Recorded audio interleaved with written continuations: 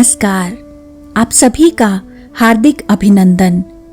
आइए पद्म पुराण के पाताल खंड के अगले अध्याय का पाठन आरंभ करते हैं। शत्रुघ्न और पुष्कल आदि का सबसे मिलकर सेना सहित घोड़े के साथ जाना, राजा सुमत की कथा तथा सुमत के द्वारा शत्रुघ्न का सत्कार।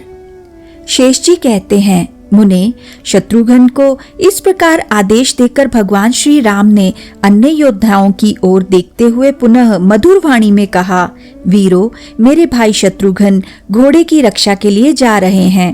तुम लोगों में से कौन वीर इनके आदेश का पालन करते हुए पीछे की ओर से इनकी रक्षा करने के लिए जाएगा? जो अपने मर्मभेदी अस्त्र शस्त्रों द्वारा सामने आए हुए सब वीरों को जीतने तथा भूमंडल में अपने सुयश को फैलाने में समर्थ हो, वह मेरे हाथ पर रखा हुआ यह बीड़ा उठा ले। श्री रघुनाथ जी के ऐसा कहने पर भरत कुमार पुष्कल ने आगे बढ़कर उनके कर कमल से वह बीड़ा उठा लिया और कहा, स्वामिन, मैं जाता हूँ। मैं ही कवच आदि के द्वारा सब ओर से सुरक्षित हो तलवार आदि शस्त्र तथा धनुष बाण धारण करके अपने चाचा शत्रुघ्न के पृष्ठभाग की रक्षा करूंगा। इस समय आपका प्रताप ही समूची पृथ्वी पर विजय प्राप्त करेगा। ये सब लोग तो केवल निमित्त मात्र हैं। यदि देवता, असुर और मनुष्यों सहित सारी त्रिलोकी युद्ध के लिए उपस्थित हो जाए तो उसे भी मैं आपकी इस कृपा से रोकने में समर्थ हो सकता हूँ। ये सब बातें कहने की आवश्यकता नहीं है। मेरा पराक्रम देखकर प्रभु को स्वयं ही सब कुछ ज्ञात हो जाएगा। ऐसा कहते हुए भरत कुमार की बातें सुनकर भगवान श्री राम ने उनकी प्रशंसा की तथा साधु साधु कहकर उनके कथन का अनुमोदन किया। इसके बाद वानर वीरों में प्रधान हनुमान जी आदि सब लोगों से कहा, महावीर हनुमान, मेरी बात ध्यान देकर सुनो। मैंने तुम्हारे ही प्रसाद से यह अकंटक राज्य पाया है। हम लोगों ने मनुष्य होकर भी जो समुद्र को पार किया है तथा सीता जी के साथ जो मेरा मिलाप हुआ, यह सब कुछ मैं तुम्हारे ही बल का प्रभाव समझता हूँ। मेरी आज्ञा से तुम भी सेना के रक्षक हो जाओ। मेरे भाई शत्रुघ्न की मेरी ही भांति तुम्हें रक्षा करनी चाहिए। महामते, जहाँ जहाँ भाई शत्रुघ्न की बुद्धि विचलित हो, वहाँ वहाँ तुम इन्हें समझा बुझा कर कर्तव्य का ज्ञान कराना। परम बुद्धिमान श्री रामचंद्र जी का यह श्रेष्ठ वचन सुनकर हनुमान जी ने उनकी आज्ञा शिरोधार्य की और जाने के लिए तैयार होकर प्रणाम किया। तब महाराज ने जामवान को भी साथ जाने का आदेश दिया और कहा, अंगद, गव्य, मयंद, दधिमुख, वानरराज सुग्रीव, शतबली, अक्षिक, नील, नल, मनोवेग तथा अधिगंता आदि सभी वानर सेना के साथ जाने को तैयार हो जाएं। सब लोग रथों तथा सुवर्णमय आभूषणों से विभूषित अच्छे अच्छे घोड़ों पर सवार हो बख्तर और टोप से सज धज कर शीघ्र यहाँ से यात्रा करें। शेष जी कहते हैं, तत्पश्चात बल और पराक्रम से शोभा पाने वाले श्री रामचंद्र जी ने अपने उत्तम मंत्री सुमंत्र को बुलाकर कहा, मंत्रीवर, बताओ इस कार्य में किन किन लोगों को नियुक्त करना चाहिए? कौन कौन मनुष्य अश्व की रक्षा करने में समर्थ हैं? उनका प्रश्न सुनकर सुमंत बोले, श्री रघुनाथ जी, सुनिए। आपके यहाँ संपूर्ण शस्त्र और अस्त्र में ज्ञान में निपुण महान विद्वान, धुरंधर तथा अच्छी प्रकार बाणों का संधान करने वाले अनेकों वीर उपस्थित हैं। उनके नाम ये हैं, प्रतापाग्रज, नीलरत्न, लक्ष्मी निधि, रिपुताप, उग्राश्व और शस्त्रवित। ये सभी बड़े चढ़े राजा चतुरंगिनी सेना के साथ कवच आदि से सुसज्जित हो जाएं और आपके घोड़े की रक्षा करते हुए शत्रुघ्न की आज्ञा शिरोधार्य करें। मंत्री की यह बात सुनकर श्री रामचंद्र जी को बड़ा हर्ष हुआ और उन्होंने उनके बताए हुए सभी योद्धाओं को जाने के लिए आदेश दिया। श्री रघुनाथ जी की आज्ञा पाकर उन्हें बड़ी प्रसन्नता हुई, क्योंकि वे बहुत ही दिनों से युद्ध की इच्छा रखते थे और रण में उन्मत्त होकर लड़ने वाले थे।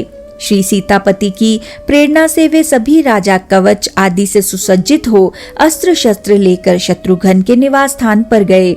तदनंतर ऋषि की आज्ञा पाकर श्री रामचंद्र जी ने आचार्य आदि सभी ऋत्विज महर्षियों को शास्त्रोक्त उत्तम दक्षिणाएं देकर उनका विधिवत पूजन किया।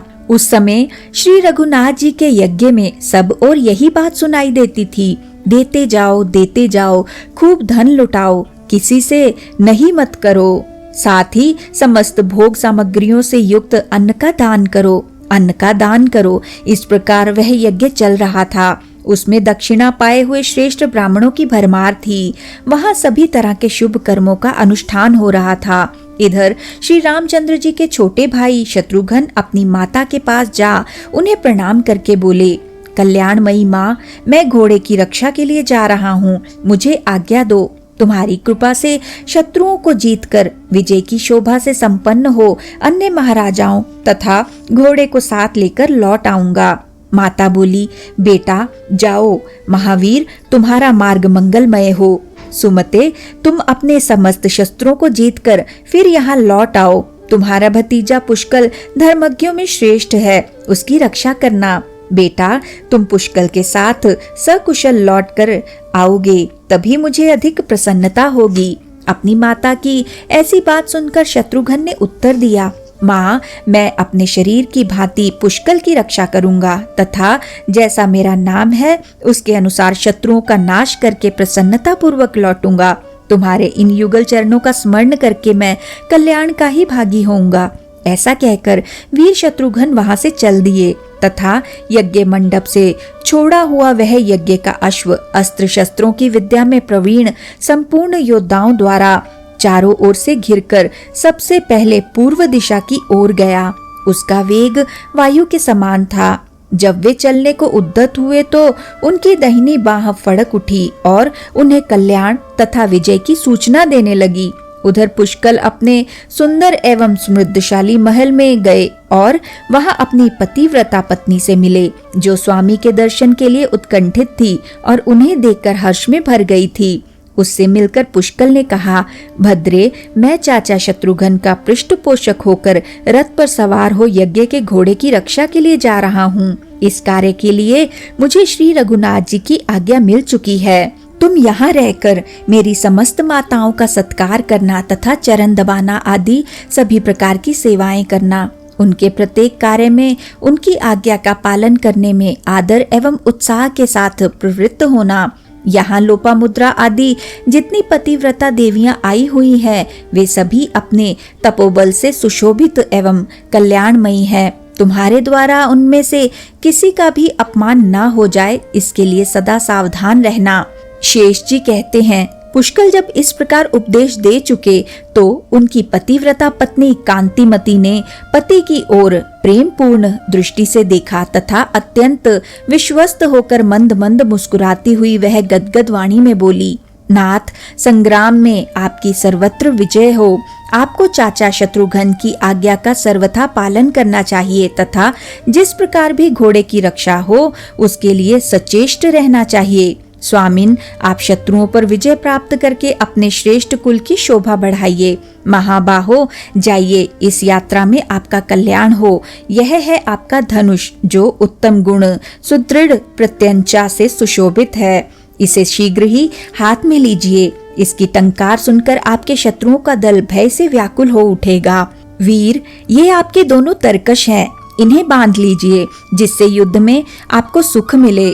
इसमें वैरियों को टुकड़े टुकड़े कर डालने वाले अनेक बाण भरे हैं। प्राणनाथ, कामदेव के समान सुंदर अपने शरीर पर यह सुदृढ़ कवच धारण कीजिए, जो विद्युत की प्रभा के समान अपने महान प्रकाश के अंधकार को दूर किए देता है। प्रियतम, अपने मस्तक पर यह शिरस्त्राण मुकुट भी पहन लीजिए, जो मन को लुभाने वाला है। साथ ही मणियों और रत्नों से विभूषित ये जो उज्जवल कुंडल हैं, इन्हें कानों में धारण कीजिए। पुष्कल ने कहा, प्रिय, तुम जैसा कहती हो वह सब मैं करूंगा। वीर पत्नी कांतिमती, तुम्हारी इच्छा के अनुसार मेरी उत्तम कीर्ति का विस्तार होगा। ऐसा कहकर पराक्रमी वीर पुष्कल ने कांतिमती के दिए हुए कवच, सुंदर मुकुट, धनुष और विशाल तरकश, इन सभी वस्तुओं को ले लिया।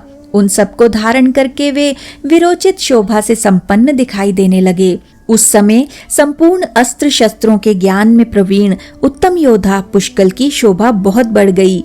पतिव्रता कांतिमती ने अस्त्र शस्त्रों से शोभायमान अपने पति को वीरमाला से विभूषित किया तथा कुमकुम, अगुरु, कस्तूरी और चंदन आदि से उनकी पूजा करके अनेकों फूलों के हार पहनाए जो घुटने तक लटक कर पुष्कल की कांति बढ़ा रहे थे। पूजन के पश्चात उस सती ने बारंबार पति की आरती उतारी। उसके बाद पुष्कल बोले, भामिनी, अब मैं तुम्हारे सामने ही यात्रा करता हूँ। पत्नी से ऐसा कहकर वे सुंदर रथ पर आरूढ़ हुए और अपने पिता भरत तथा स्नेह विवला माता पांडवी का दर्शन करने के लिए गए। वहां जाकर उन्होंने बड़ी प्रसन्नता के साथ पिता और माता के चरणों में मस्तक झुकाया। फिर पिता और माता की आज्ञा लेकर वे पुलकित शरीर से शत्रुघ्न की सेना में गए, जो बड़े बड़े वीरों से सुशोभित थी। तदनंतर शत्रुघ्न श्री रघुनाथ जी के महायज्ञ संबंधी घोड़े को आगे करके अनेकों रथियों, पैदल चलने वाले शूरवीरों, अच्छे अच्छे घोड़ों और सवारों से घिरकर बड़ी प्रसन्नता के साथ आगे बढ़े। वे घोड़ों के साथ साथ पांचाल, कुरु, उत्तर कुरु और दर्शार्ण आदि देशों में जो संपत्ति में बहुत बड़े चढ़े थे भ्रमण करते रहे। शत्रुघ्न जी सब प्रकार की शोभा से संपन्न थे। उन्हें उन सभी देशों में श्री रामचंद्र जी के संपूर्ण सुयश की कथा सुनाई पड़ती थी। लोग कहते थे, श्री रघुनाथ जी ने रावण नामक असुर को मारकर अपने भक्त जनों की रक्षा की है। अब पुनः अश्वमेध आदि पवित्र कार्यों का अनुष्ठान आरंभ करके भगवान श्री राम त्रिभुवन में अपने सुयश का विस्तार करते हुए संपूर्ण लोगों की भय से रक्षा करेंगे। इस तरह भगवान का यशोगान करने वाले लोगों पर संतुष्ट होकर पुरुष श्रेष्ठ शत्रुघ्न जी उन्हें पुरस्कार के रूप में सुंदर हार, नाना प्रकार के रत्न और बहुमूल्य वस्त्र देते थे। श्री रघुनाथ जी के एक सचिव थे जिनका नाम था सुमित। वे संपूर्ण विद्याओं में प्रवीण और तेजस्वी थे। वे भी शत्रुघ्न जी के अनुगामी होकर आए थे। महाधीर शत्रुघ्न उनके साथ अनेकों गांवों और जनपदों में गए, किंतु श्री रघुनाथ जी के प्रताप से कोई भी उस घोड़े का अपहरण न कर सका। भिन्न भिन्न देशों के जो बहुत से राजे महाराजे थे, वे यद्यपि महान बल से विभूषित तथा चतुरंगिणी सेना से संपन्न थे, तथापि मोती और मणियों सहित बहुत सी संपत्ति साथ ले घोड़े की रक्षा में आए हुए शत्रुघ्न जी के चरणों में गिर जाते और बारंबार कहने लगते थे, रघुनंदन, यह राज्य तथा पुत्र, पशु और बांधवों सहित सारा धन भगवान श्री राम का ही है, हमारा इसमें कुछ भी नहीं है। उनकी ऐसी बातें सुनकर विपक्षी वीरों का हनन करने वाले शत्रुघ्न जी वहां अपनी आज्ञा घोषित कर देते और उन्हें साथ ले आगे के मार्ग पर बढ़ जाते थे। ब्रह्मन इस प्रकार क्रमशः आगे आगे बढ़ते हुए शत्रुघ्न जी घोड़े के साथ अहिच्त्र नगरी के पास जा पहुँचे, जो नाना प्रकार के मनुष्यों से भरी हुई थी। उसमें ब्राह्मणों तथा अन्यान्य द्विजों का निवास था। अनेकों प्रकार के रत्नों से वह पूरी सजाई गई थी। सोने और स्फटिक मणि के बने हुए महल तथा गोपुर फाटक उस नगरी की शोभा बढ़ा रहे थे। वहां के मनुष्य सब प्रकार के भोग भोगने वाले तथा सदाचार से सुशोभित थे। वहां बाण संधान करने में चतुर वीर हाथों में धनुष लिए उस पुरी की श्रेष्ठ राजा समुद्र को प्रसन्न किया करते थे। शत्रुघ्न ने दूर से ही उस नगरी को देखा। उसके पास ही एक उद्यान था जो उस नगर में सबसे श्रेष्ठ और शोभायमान दिखाई देता था। तमाल और ताल आदि के वृक्ष उसकी सुषमा को और भी बढ़ा रहे थे। यज्ञ का घोड़ा उस उपवन के बीच में घुस गया तथा उसके पीछे पीछे वीर शत्रुघ्न भी, जिनके चरण कमलों की सेवा में अनेकों धुरंधर क्षत्रिय मौजूद थे, उसमें जा पहुँचे। वहां जाने पर उन्हें एक देव मंदिर दिखाई दिया जिसकी रचना अद्भुत थी। वह कैलाश शिखर के समान ऊंचा तथा शोभा से संपन्न था। देवताओं के लिए भी वह सेव्य जान पड़ता था। उस सुंदर देवालय को देखकर श्री रघुनाथ जी के भाई शत्रुघ्न ने अपने सुमति नामक मंत्री से, जो अच्छे वक्ता थे, पूछा। शत्रुघ्न बोले, मंत्रीवर, बताओ यह क्या है? किस देवता का मंदिर है? किस देवता का यहाँ पूजन होता है तथा वे देवता किस हेतु से यहाँ विराजमान है? मंत्री सब बातों के जानकार थे। उन्होंने शत्रुघ्न का प्रश्न सुनकर कहा, वीरवर, एकाग्रचित्त होकर सुनो। मैं सब बातों का यथावत वर्णन करता हूँ। इसे तुम कामाक्षा देवी का उत्तम स्थान समझो। यह जगत को एकमात्र कल्याण प्रदान करने वाला है। पूर्व काल में अहिच्छत्रा नगरी के स्वामी राजा सुमत की प्रार्थना से भगवती कामाक्षा यहाँ विराजमान हुई, जो भक्तों का दुख दूर करती हुई उनकी समस्त कामनाओं को पूर्ण करती हैं। वीर शिरोमणि शत्रुघ्न, तुम इन्हें प्रणाम करो। मंत्री के वचन सुनकर शत्रुओं को ताप देने वाले नरश्रेष्ठ शत्रुघ्न ने भगवती कामाक्षा को प्रणाम किया और उनके प्रकट होने के संबंध की सब बातें पूछी। मंत्रीवर, अहिच्छत्रा के स्वामी राजा सुमत कौन है? उन्होंने कौन सी तपस्या की है जिसके प्रभाव से ये संपूर्ण लोकों की जननी कामाक्षा देवी संतुष्ट होकर यहाँ विराज रही हैं? सुमति ने कहा, हेमकूट नाम से प्रसिद्ध एक पवित्र पर्वत है जो संपूर्ण देवताओं से सुशोभित रहा करता है। वहाँ ऋषि मुनियों से सेवित विमल नाम का एक तीर्थ है। वहीं राजा सुमत ने तपस्या की थी। उनके राज्य की सीमा पर रहने वाले संपूर्ण सामंत नरेशों ने, जो वास्तव में शत्रु थे, एक साथ मिलकर उनके राज्य पर चढ़ाई की। उस युद्ध में उनके पिता, माता तथा प्रजावर्ग के लोग भी शत्रुओं के हाथ से मारे गए। तब सर्वथा असहाय होकर राजा सुमत तपस्या के लिए उपयोगी विमल तीर्थ में गए और वहां 3 वर्ष तक एक पैर से खड़े हो मन ही मन जगदम्बा का ध्यान करते रहे। उस समय उनकी आंखें नासिका के अग्रभाग पर जमी रहती थी। इसके बाद 3 वर्षों तक उन्होंने सूखे पत्ते चबाकर अत्यंत उग्र तपस्या की, जिसका अनुष्ठान दूसरे के लिए अत्यंत कठिन था।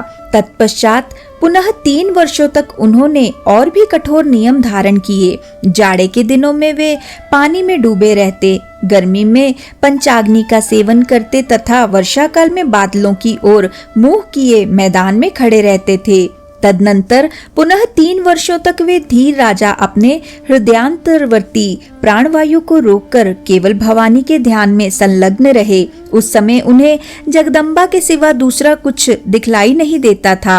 इस प्रकार जब 12वां वर्ष व्यतीत हो गया तो उनकी भारी तपस्या देखकर इंद्र ने मन ही मन उस पर विचार किया और भय के कारण वे उनसे डाह करने लगे। उन्होंने अप्सराओं के साथ कामदेव को, जो ब्रह्मा और इंद्र को भी परास्त करने के लिए उद्यत रहता था, परिवार सहित बुलाकर इस प्रकार आज्ञा दी, सखे कामदेव, तुम सबका मन मोहने वाले हो, जाओ मेरा एक प्रिय कार्य करो। जैसा भी हो सके राजा सुमत की तपस्या में विघ्न डालो। कामदेव ने कहा, देवराज, मुझ सेवक के रहते हुए आप चिंता ना कीजिए। आर्य, मैं अभी सुमत के पास जाता हूँ, आप देवताओं की रक्षा कीजिए। ऐसा कहकर कामदेव अपने सखा वसंत तथा अप्सराओं के समूह को लेकर हेमकूट पर्वत पर गया। वसंत ने जाते ही वहाँ के सारे वृक्षों को फल और फूलों से सुशोभित कर दिया।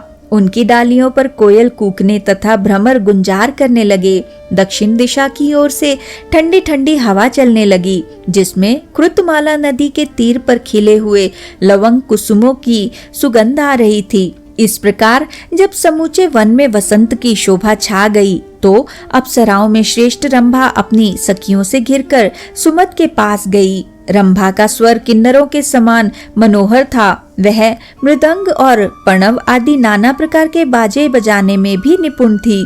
राजा के समीप पहुंचकर उसने गाना आरंभ कर दिया। महाराज सुमत ने जब वह मधुर गान सुना, वसंत की मनोहारिणी छटा देखी और मन को लुभाने वाले कोयल की मीठी तान सुनी तो चारों ओर दृष्टि दौड़ाई।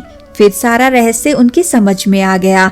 राजा को ध्यान से जगा देख फूलों का धनुष धारण करने वाले कामदेव ने बड़ी फुर्ती दिखाई। उसने उनके पीछे की ओर खड़ा होकर तत्काल अपना धनुष चढ़ा लिया। इतने ही में एक अप्सरा अपने नेत्र पल्लवों को नचाती हुई राजा के दोनों चरण दबाने लगी, दूसरी सामने खड़ी होकर कटाक्षपात करने लगी तथा तीसरी शरीर को श्रृंगार जनित चेष्टाएं, तरह तरह के हाव भाव प्रदर्शित करने लगी। इस प्रकार अप्सराओं से घिरकर जितेंद्रियों के शिरोमणि बुद्धिमान राजा सुमत यूं चिंता करने लगे, ये सुंदरी अप्सराएं मेरी तपस्या में विघ्न डालने के लिए यहाँ आई हैं। इन्हें इंद्र ने भेजा है। ये सब की सब उनकी आज्ञा के अनुसार ही कार्य करेंगी। इस प्रकार चिंता से आकुल होकर धीर चित्त में धावी तथा वीर राजा सुमत ने अपने हृदय में अच्छी तरह विचार किया। इसके बाद वे देवांगनाओं से बोले, देवियों, आप लोग मेरे हृदय मंदिर में विराजमान जगदम्बा की स्वरूप हैं। आप लोगों ने जिस स्वर्गीय सुख की चर्चा की है वह अत्यंत तुच्छ और अनिश्चित है। मैं भक्ति भाव से जिनकी आराधना में लगा हूँ वे मेरी स्वामिन जगदम्बा मुझे उत्तम वरदान देगी। जिनके कृपा से सत्य लोक को पाकर ब्रह्मा जी महान बने हैं वे ही मुझे सब कुछ देंगी, क्योंकि वे भक्तों का दुख दूर करने वाली है। भगवती की कृपा के सामने नंदनवन अथवा सुवर्ण मंडित मेरुगिरी क्या है, और वह सुधा भी किस गिनती में है जो थोड़े से पुण्य के द्वारा प्राप्त होने वाली और दानवों को दुख में डालने वाली है। राजा का यह वचन सुनकर कामदेव ने उन पर अनेकों बाणों का प्रहार किया, किंतु वह उनकी कुछ भी हानि न कर सका। वे सुंदर अप्सराएं अपने कुटिल कटाक्ष, नुपुरों की झनकार, आलिंगन तथा चितवन आदि के द्वारा उनके मन को मोह में न डाल सकी। अंत में निराश होकर जैसे आई थी वैसे ही लौट गई और इंद्र से बोली, राजा, सुमुद की बुद्धि स्थिर है, उन पर हमारा जादू नहीं चल सकता।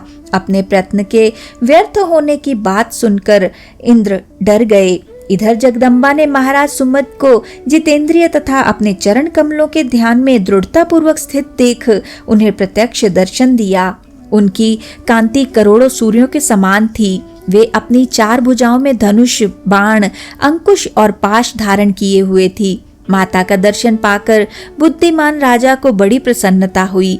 उन्होंने बारंबार मस्तक झुकाकर भक्ति भावना से प्रकट हुई माता दुर्गा को प्रणाम किया।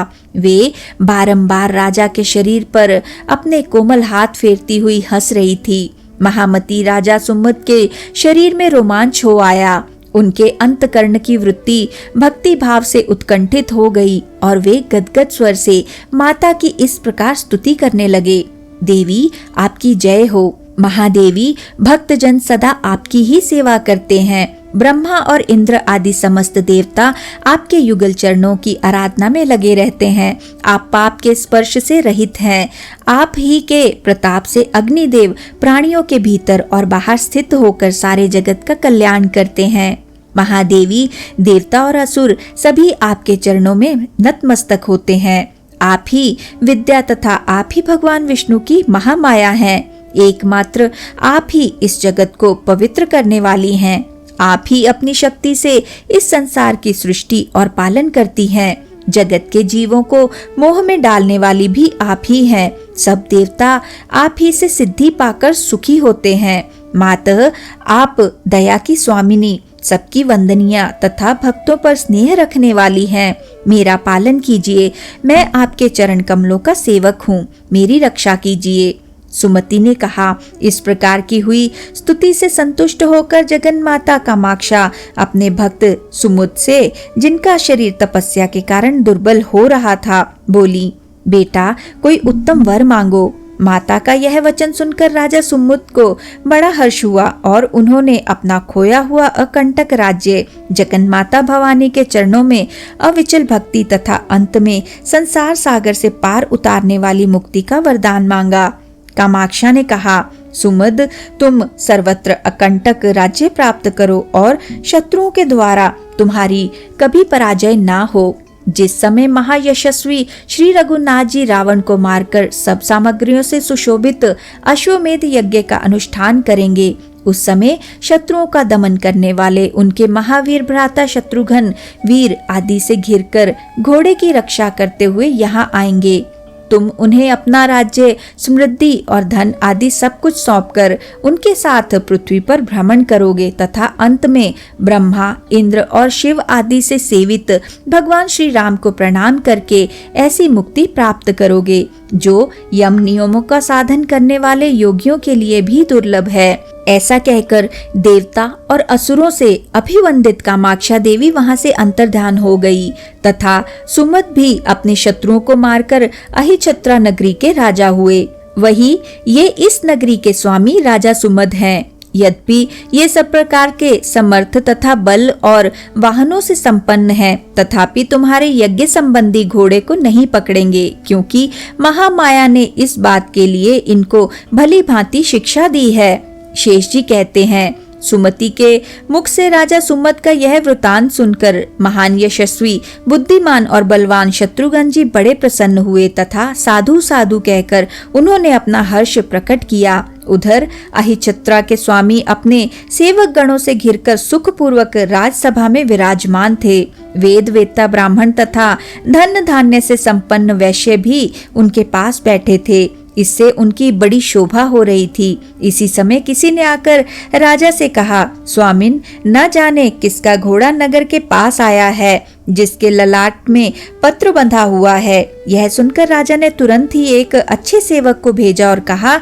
जाकर पता लगाओ किस राजा का घोड़ा मेरे नगर के निकट आया है। सेवक ने जाकर सब बात का पता लगाया और महान क्षत्रियों से सेवित राजा सुमत के पास आरंभ से ही सारा वृतांत कह सुनाया। श्री रघुनाथ जी का घोड़ा है। यह सुनकर बुद्धिमान राजा को चिरकाल की पुरानी बात का स्मरण हो आया और उन्होंने सब लोगों को आज्ञा दी, धन धान्य से संपन्न जो मेरे आत्मीय जन हैं, वे सब लोग अपने अपने घरों पर तोरण आदि मांगलिक वस्तुओं की रचना करें। इन सब बातों के लिए आज्ञा देकर स्वयं राजा सुमद अपने पुत्र पौत्र और रानी आदि समस्त परिवार को लेकर शत्रुघ्न के पास गए। शत्रुघ्न ने पुष्कल आदि योद्धाओं तथा मंत्रियों के साथ देखा, वीर राजा सुमद आ रहे हैं। राजा ने आकर बड़ी प्रसन्नता के साथ शत्रुघ्न को प्रणाम किया और कहा, प्रभु, आज मैं धन्य और कृतार्थ हो गया। आपने यहाँ दर्शन देकर मेरा बड़ा सत्कार किया। मैं चिरकाल से इस अश्व के आगमन की प्रतीक्षा कर रहा था। माता कामाक्षा देवी ने पूर्व काल में जिस बात के लिए मुझे कहा था वह आज और इस समय पूरी हुई है। श्री राम के छोटे भाई महाराज शत्रुघ्न जी, अब चलकर मेरी नगरी को देखिए, यहाँ के मनुष्यों को कृतार्थ कीजिए तथा मेरे समस्त कुल को पवित्र बनाइए। ऐसा कहकर राजा ने चंद्रमा के समान कांति वाले श्वेत गजराज पर शत्रुघ्न और महावीर पुष्कल को चढ़ाया तथा पीछे स्वयं भी सवार हुए। फिर महाराज सुमद की आज्ञा से भेरी और पणव आदि बाजे बजने लगे, वीणा आदि की मधुर ध्वनि होने लगी तथा इन समस्त वाद्यों की तुमुल ध्वनि चारों ओर व्याप्त हो गई। धीरे धीरे नगर में आकर सब लोगों ने शत्रुघ्न जी का अभिनंदन किया, उनकी वृद्धि के लिए शुभ कामना प्रकट की तथा वे वीरों से सुशोभित हो अपने अश्वरत्न को साथ लिए राज मंदिर में उतरे। उस समय सारा राजभवन तोरण आदि से सजाया गया था तथा स्वयं राजा सुमद शत्रुघ्न जी को आगे करके चल रहे थे। महल में पहुंचकर उन्होंने प्रसन्नता पूर्वक अर्घ्य आदि के द्वारा शत्रुघ्न जी का पूजन किया और अपना सब कुछ भगवान श्री राम की सेवा में अर्पण कर दिया। इसी के साथ आज के इस सुंदर पाठन को हम यहीं पे विराम देते हैं और अगले अध्याय के पाठन के लिए हमारे साथ फिर से जुड़िएगा। आइए विष्णु जी के इस सुंदर मंत्र से आज के पाठन का समापन करते हैं। ओम नमो भगवते वासुदेवाय। ओम नमो भगवते वासुदेवाय। ओम नमो भगवते वासुदेवाय। ओम नमो भगवते वासुदेवाय। ओम नमो भगवते वासुदेवाय। ओम नमो भगवते वासुदेवाय। ओम नमो भगवते वासुदेवाय। धन्यवाद।